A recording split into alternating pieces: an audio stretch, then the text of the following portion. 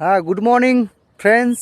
এই শীতের দিনে খুবই ঠান্ডার দিকে এসে আমি নদীর তীরে এসে আসলাম। তো এখানে একটা মনোহর দৃশ্য, যে সরিষার জমি আছে তার ফুল দেখে আমার মুগ্ধ হয়ে গেলাম।